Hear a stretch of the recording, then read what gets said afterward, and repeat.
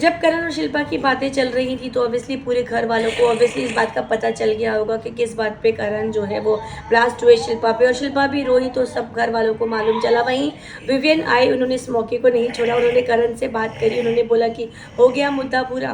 तो करणवीर कहता है कि हाँ हो गए, बस वही 2 मुद्दे। तो विवियन कहता है कि हाँ, एक विवियन शिल्पा और करण का और दूसरा विवियन और अविनाश का। तो करण कहता है कि विवियन शिल्पा और करण कहीं भी नहीं है, सिर्फ विवियन और शिल्पा ही है। तो विवियन उनको कहता है कि हाँ बिग बॉस ने बोला तो इसलिए ऐसे बोल रहे हो, बिग बॉस की बात मान गए।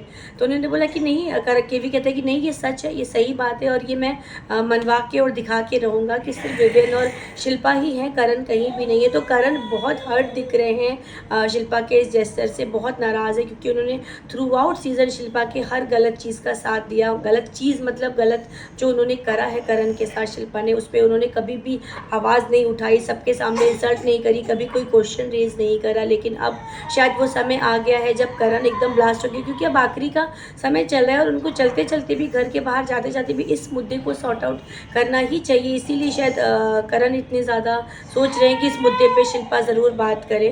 तो विविन और करण आपस में बात करते हैं और इस मुद्दे पर ज़रूर चर्चा करेंगे आगे जा करके डेफिनेटली, कि शिल्पा फाइनली करण के साथ या विवियन के साथ है, क्योंकि करण को बहुत ज़्यादा टेंशन है और बहुत ज़्यादा क्लैरिटी करनी है इस चीज़ में कि वो विवियन की तरफ है, ये उनको प्रूव करना है शिल्पा को खुद को, क्योंकि शिल्पा ये एक्सेप्ट करने को नहीं तैयार है। क्योंकि शिल्पा ने करण को बोला कि विवियन मेरा दोस्त था, लेकिन अब से मेरा उनसे कोई नाता नहीं है, उससे मेरी कोई दोस्ती नहीं है।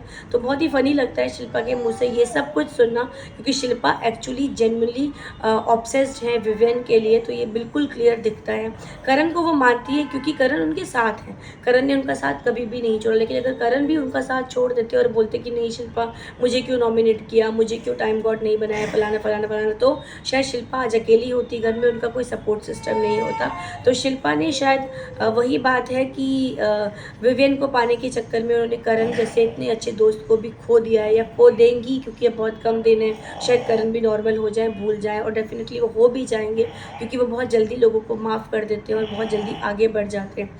आपका क्या है कहना, आपको क्या लगता है कि कौन सही है इसमें, करण सही है या फिर शिल्पा सही है या फिर विवियन का कहना सही है?